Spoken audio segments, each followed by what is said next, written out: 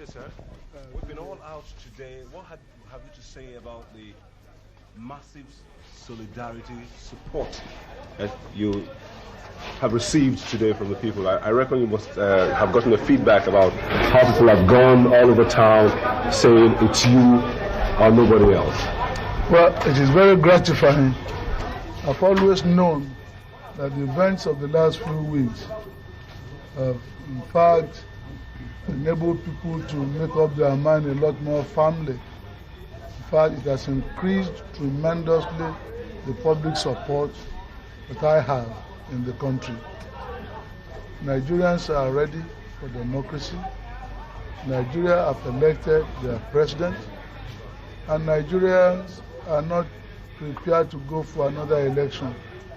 The truth of the matter is that you do not have two sunrises in one day. Even in Africa, the sun rises only once a day, and that is the way it is.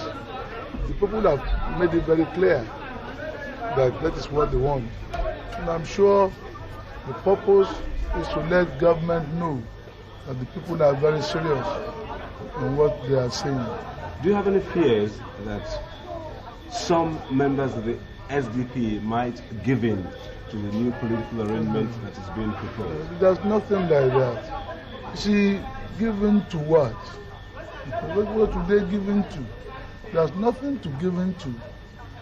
The election was pronounced fair, free, fair and peaceful by the international observers and by the government-owned observers themselves.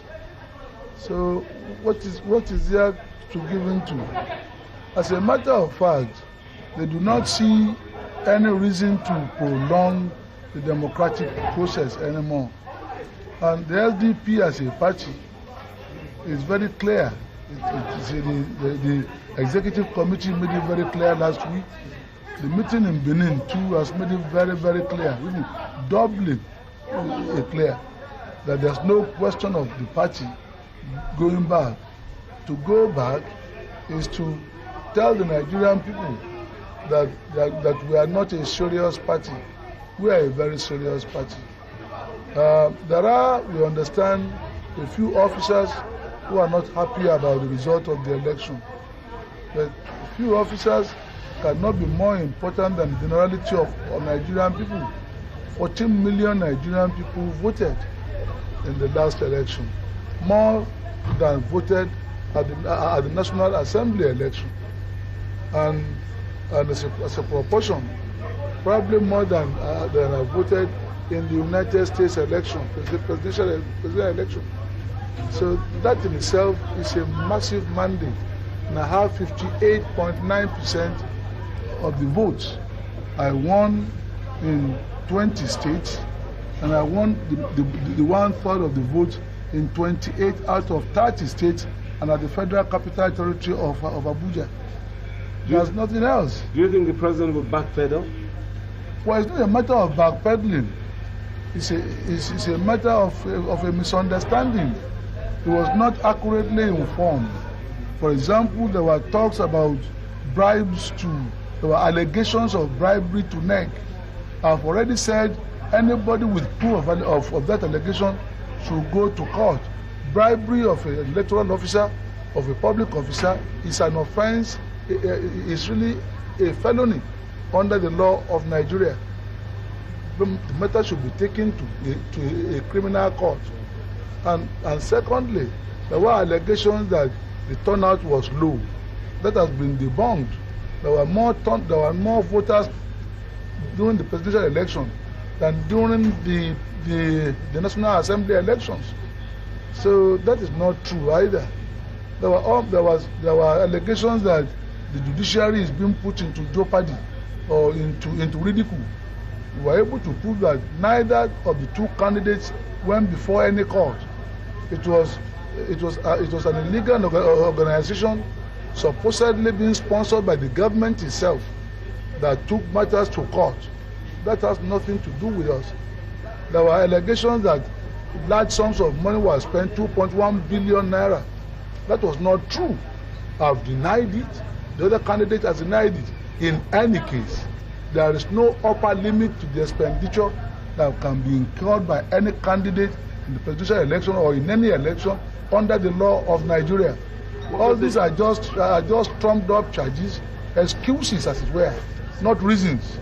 What message do you have, as the last question, to your teeming supporters across the country? That there is plenty of hope, that there's no doubt at all that the president and the military government will leave office on the 27th of August. And there might be need to meet and discuss some details.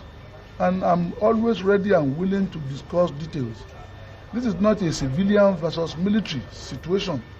The preponderant majority of the Nigerian military and their family voted overwhelmingly for me in the last election.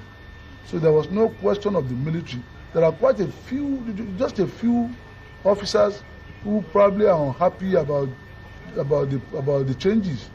We will give them all the assurances they need. There is room for every Nigerian, especially the top officers who have been trained at tremendous cost to the taxpayers of Nigeria. The list of people which people have alleged have been prepared by me for dismissal or retirement is not true. I have no such list. We need all the soldiers we have in the Nigerian army, especially the senior ones who have been trained at considerable cost to the taxpayers of our country. Thank you very much. Thank you very much indeed.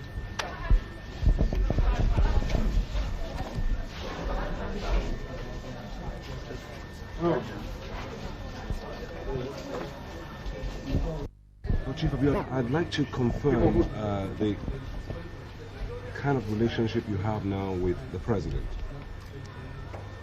President Babangida is a friend.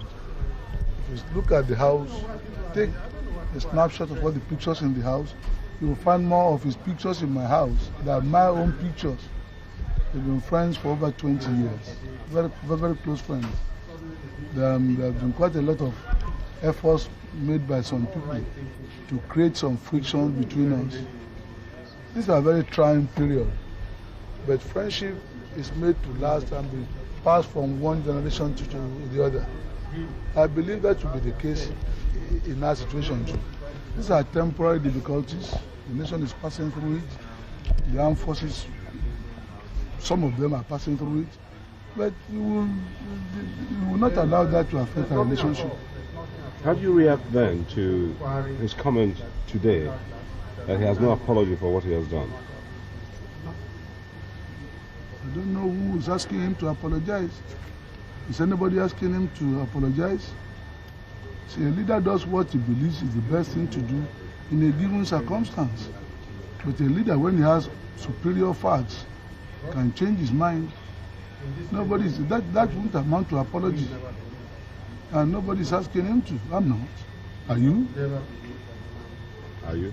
No, I'm not. I'm just asking you. I mean, in what context was that statement made, if I may ask? It was in the news today. I think reviewing the whole the situation and saying that he stands firmly by what he's done. Perhaps has a wind of what the SDP's position is.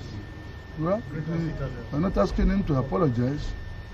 I'm just asking that in the light of the popular mandate of the Nigerian people, as a Nigerian too, and as a leader of Nigeria, you should think again. That's all.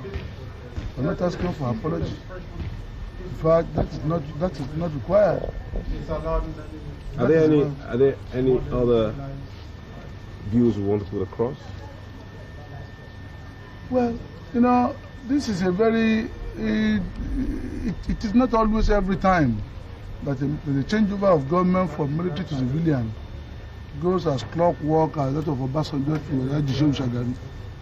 It could be difficult in some instances, but maturity is required to deal with it, experience is required, and patriotism is required on both sides. Yes. That will not be lacking by the grace of God on this occasion too. Certainly not on this side. Thank you very much indeed. Thank you.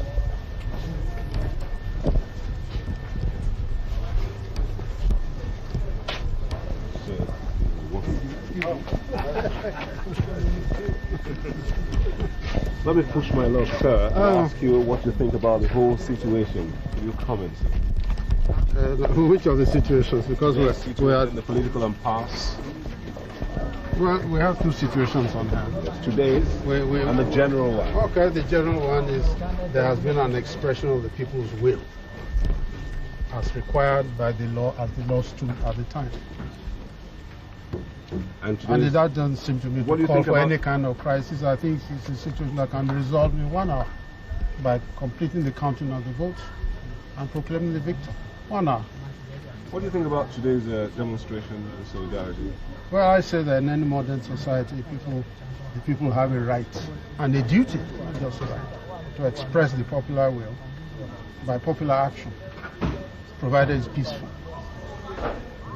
And throughout the political history of Nigeria, we've had that under all regimes. There have been marches, demonstrations, all sorts, so long as it's peaceful. It's a people's right. In this case, it's a double right. The people are insisting that the law should be obeyed. What can be better than that? The people are insisting that the law made by the outgoing regime should be obeyed. It's quite simple. What are your views about a national government being put in the air now? Well, we made a statement this morning that the victor has a duty to the nation to try and unify the nation.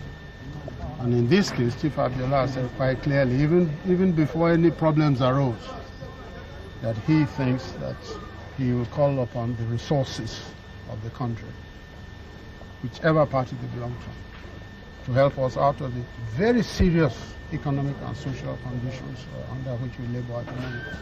Just how far are you willing to go on this national government issue?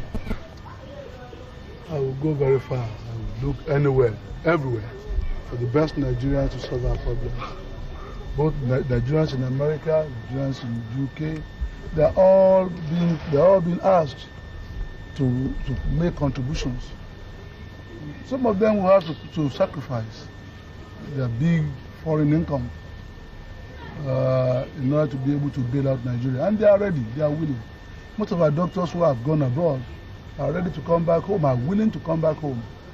Most of the lecturers in the university who have been on strike are saying that immediately the election result is declared, they will go back without any condition and wait for the resolution of their problem by my government when we settle down. That is the enormous amount of goodwill we have.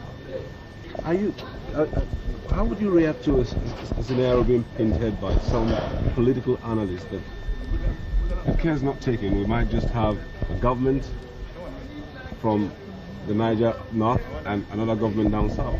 No, nothing like that will happen.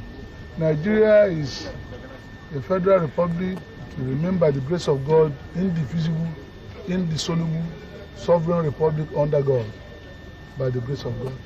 It will be a federal republic.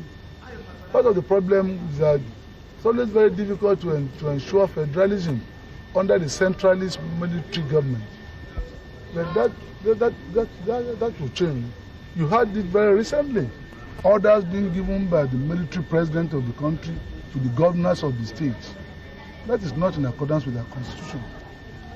Maybe the problem arose because we allowed this diarchy. Because what we have now is a diarchy.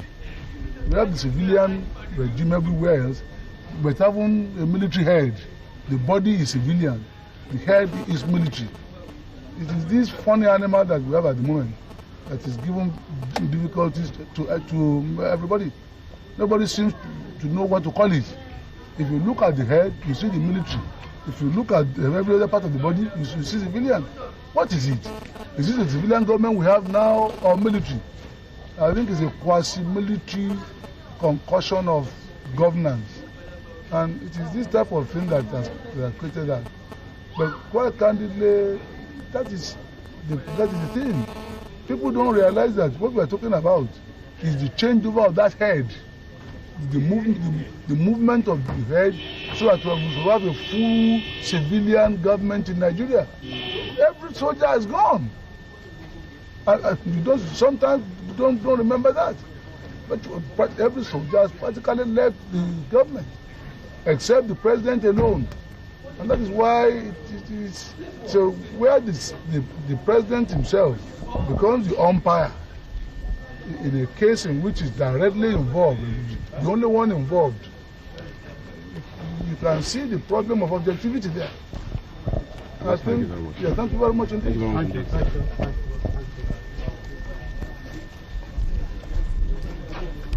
A very strange animal, right?